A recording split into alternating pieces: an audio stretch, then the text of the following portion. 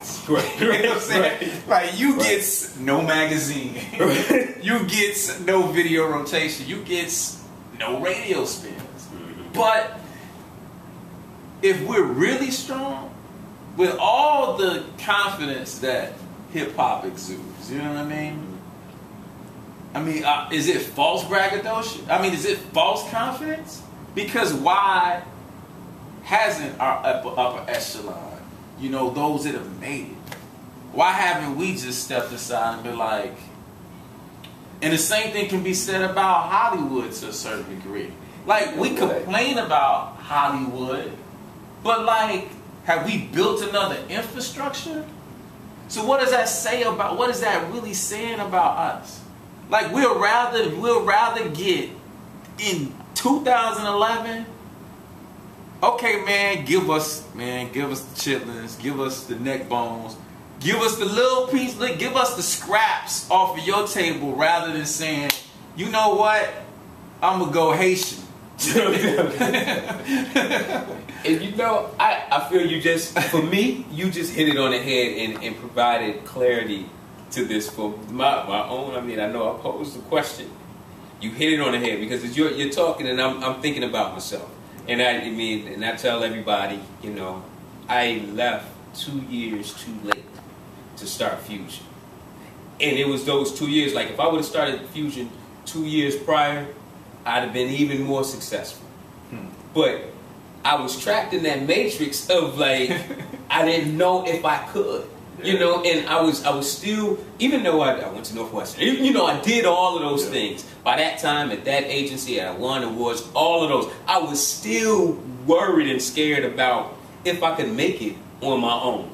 So I gave them 2 more years, you know, of my life and millions of dollars, which is cool. I'm still happy. I'm still successful. All of those things, so I feel good about the place that I'm in now. But I'm thinking about what you're saying. You know, the ones that have made it, the ones that have.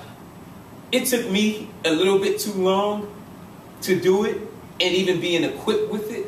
I don't think, and I'm saying this, and this might come off the wrong way, but we've seen parts of it. I don't think those, especially like in the realm of music, that have made it to that level, the hoes that have made it to a level of being able to probably think about walking away and being able to still control your own and drop records and stuff and still sell and do business because your name and your brand is established. Diddy, you know, like a few of those names. The problem is that as I started to think and listen to everything that you were saying and then think about myself back then, they're not even equipped to be successful at business. They've been equipped to be successful at their brand, at the trait and the art that they were doing, but were never a part of that business process. You think about like a lot of the basketball players now, the older, Ray Allens, Kevin Garnett's, going away from their agents, right? Because they've learned now, 12, 13 years in the league, they've learned that business part. Yep. You know, so then they could and be successful at it, which Ray Allen successfully, I mean, the dude is about to make $20 million next year. Like, for real? Yeah. You at this age, Ray Allen, you making that much money? Yeah. Like, he deserves applause. Right. And you're doing that contract on your own without the, you know, assistance of someone else. But it took them that long. And I'm wondering, like, now, out loud, if those that have reached that success in that field, if they're equipped business-wise to do that and be what we want them to be and think that we can. Because I'm looking at Hov, he tried it, right? Yeah. Hov was president of Def Jam. Failed miserably. Like, and he can't even sugarcoat that. I can't even say like, nah, man, give a brother. No, he failed miserably. Like, he did not do a good job at Def Jam. He was not aware of everything. Like, you're president. You need to have cliff notes. And if you don't have cliff notes, and all cliff notes might be is that right person that you can have whisper in your ear, Mr. Obama. You know, you got that right team around you that's going to tell you, now might be around that time. And then I sit there and look and be like, yeah, let's get Osama now. It is that time. You know, I got the right team that's telling me those things. But that's you as president. Yeah. You know, that's you as that.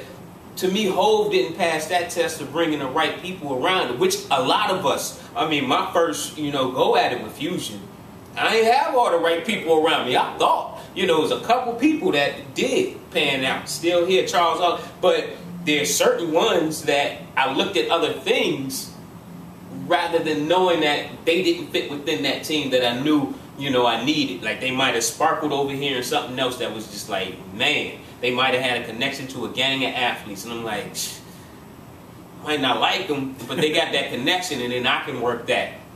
Well, not thinking that that person could mess my business up.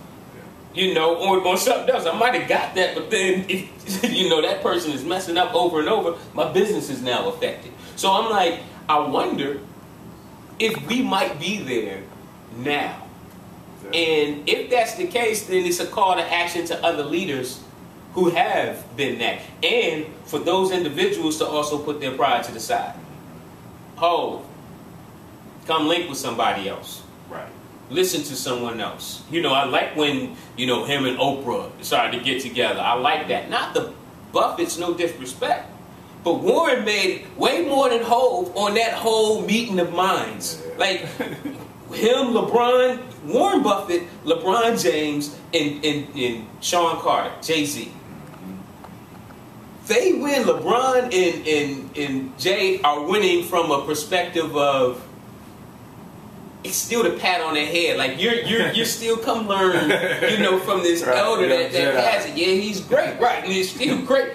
Wow, this dude that's cerebral, that's up, he's gonna now become that much more knowledgeable to a bunch of other kids that might not know who Warren Buffett is. Yeah, there might be some other people in Warren Buffett's circle that might be like, oh, that's Jay-Z, oh, that's LeBron. No, I take that back. There's not too many people that I can believe in that circle that wouldn't know those individuals, especially LeBron, because sports is really big, you know, no matter where you are. So I think that is still different. And I would say, like, he was going to gain even more from an awareness to other people.